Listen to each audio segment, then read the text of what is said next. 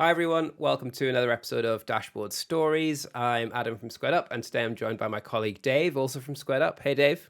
Hello, how are you doing? Good, thanks. Thank you for joining me today.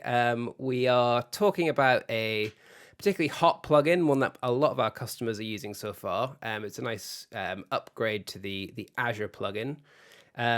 Before we get into it, maybe you could just tell us a little bit about sort of what's changed, what's been added, what we're going to walk through today. Yeah, so the changes I was working on mostly based around sort of the cost and the billing side of things. So the idea was typically we want lots of like high level data for executive summaries. If you're looking for like directors of IT, things like that, finance people. Most of the time you're just looking for general high level numbers. So like what happened this month compared to last month, that sort of thing. So most of these changes are based around that. Nice. Cost has been an issue for most people when they sort of started transitioning to cloud. It's maybe not sort of perceived in the same way by people who've sort of been cloud native from the start, but certainly when you start transitioning from, big upfront spend data centers to monthly spend cloud, it's definitely a hot topic. Azure obviously has loads of ways to sort of offset that through reservations, buying things in advance. But yeah, keeping an eye on cost is generally a hot topic. I'll bring the dashboards up. Why don't you just sort of walk us through what's new and what they do? Sweet. So what we're looking at here is what we call a billing account. So there's many different types of billing stacks in Azure. Um, so these are all based around the Microsoft Customer Agreement billing types. Um, Basically, because I think that's what we were seeing the most of when we were looking at it.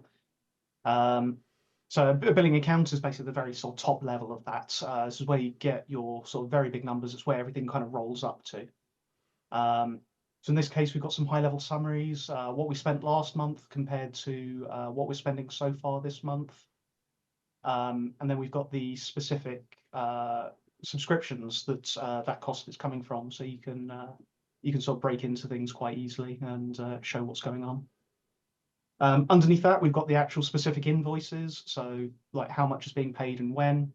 If you're breaking them out into different payment plans of some description, you can sort of see how that's broken out in the actual payments underneath as well. With Uh, um with with all of these dashboards, it's probably worth saying these are always intended to be sort of the inspiration to get a new user started. So from this, like you said, you could easily modify this dashboard, and for your invoice history you could break it out by state. You could show any invoices that haven't been paid, for example. I guess you could do turn it into a line graph of amounts over time, or group it by currencies, or any of this data can be sort of modified and played around with and squared up. yes, indeed. Most of these dashboards, we tried to show off a little bit of what can be done in every single new thing we've put in. There's also some things like using the SQL analytics, so show you off how you can merge two data streams as well, which we actually show off in the billing profiles section. So here we've got like our billing broken down into different types. A billing profile is basically something that sits underneath the billing account, just like the next level of broken down.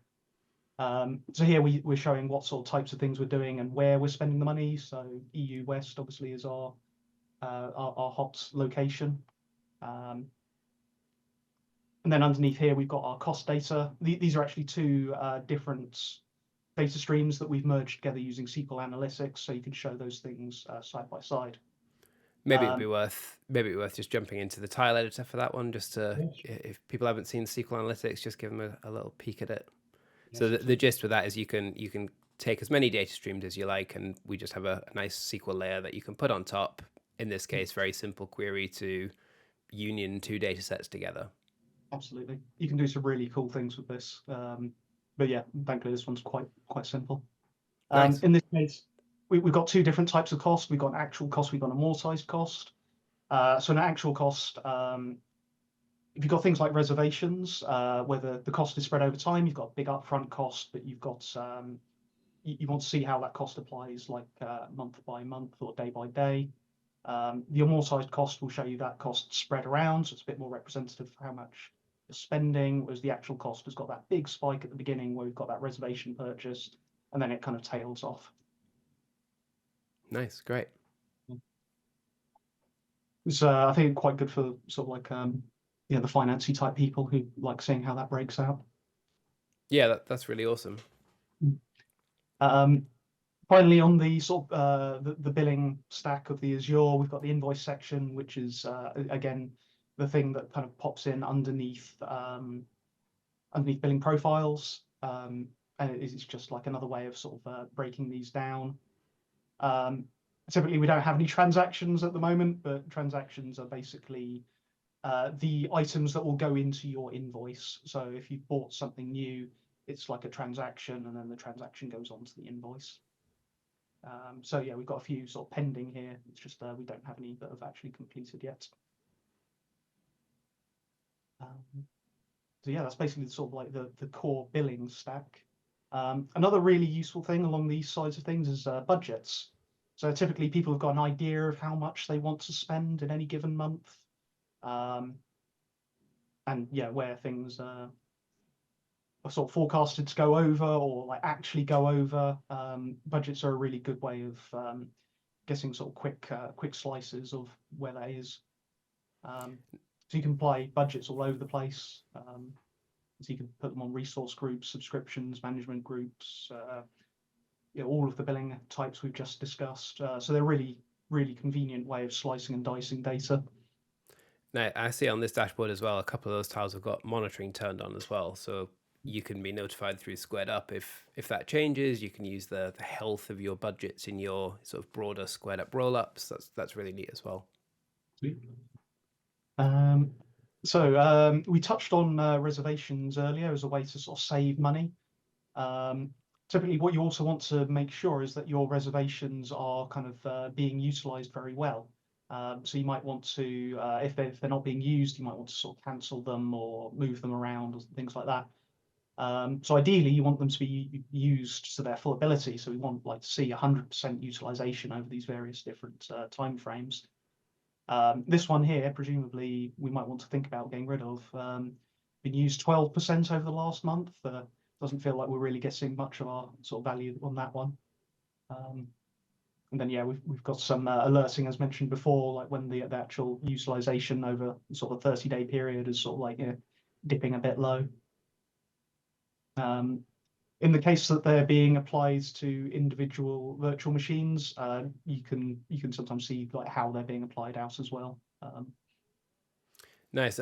I guess I mean, broadly, something you can do it in Squared Up with any data source, and you kind of touched on that with SQL Analytics. You could have multiple Azure tenants connected through multiple instances of the plugin, and an issue you would otherwise have in Azure is just you want one view of everything, and that could apply to your invoices, your reservations, your budgets, everything, right? So yeah, Squared Up could be a really good option if you're struggling, not necessarily with individual components of cost in Azure, but just the fact that you have multiple tenants and you just want that one single view of all of your cost in one place.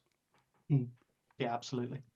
So the final thing I've got to show is there's actually sort of like savings recommendations. So this is where sort of Microsoft is recommending. This is where you could put in reservations or savings plans.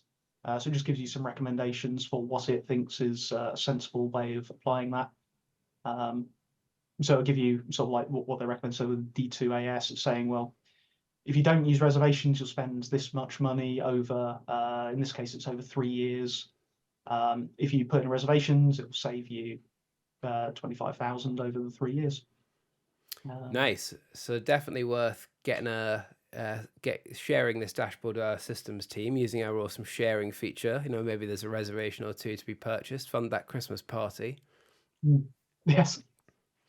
Nice. I think one thing, one challenge I think we've had with Azure cost in general is over the last couple of years, and we saw this with our on-premise product dashboards, our Azure edition, the cost APIs are very sort of heavily throttled. Yes. And oftentimes you are just looking to get that big headline number. What's my total spend for this tenant or this subscription? So I would guess there's a nice this is probably using different endpoints. Maybe they're not throttled as heavily. Maybe the requests are simpler. Is that kind of the case? Absolutely. Almost all of the work that was been put in here is offering you different methods of guessing those big high level numbers. So yeah, as you say, completely different endpoint. I think that they're still throttled, but they're not throttled as heavily. And also, like, if you're typically looking for those big numbers, you're not going to make many requests anyway. So yeah, Yeah. it's just getting that data in a lot easier. Yeah, nice. That's really, really good. Are there any other sort of planned changes, or is it more just about sort of customer requests at this point? So yeah, there's more work on cost that's being done at the moment by some of my colleagues. Again, basically the throttling piece. It's trying to work out ways to deal with that better. Um, Additionally, as I mentioned earlier, there's sort of different billing account types and billing stacks. So yeah, there's going to be some improvements to the other ones like enterprise agreements and yeah, things like that. Nice. Well, I guess then for anyone watching, if you're interested in Azure Cost, you've tried the plugin already, maybe had issues with it with the throttling, or maybe we just weren't servicing the data you want. It's definitely worth sort of checking out the latest version. Looks like there's some nice new out of box dashboards as well.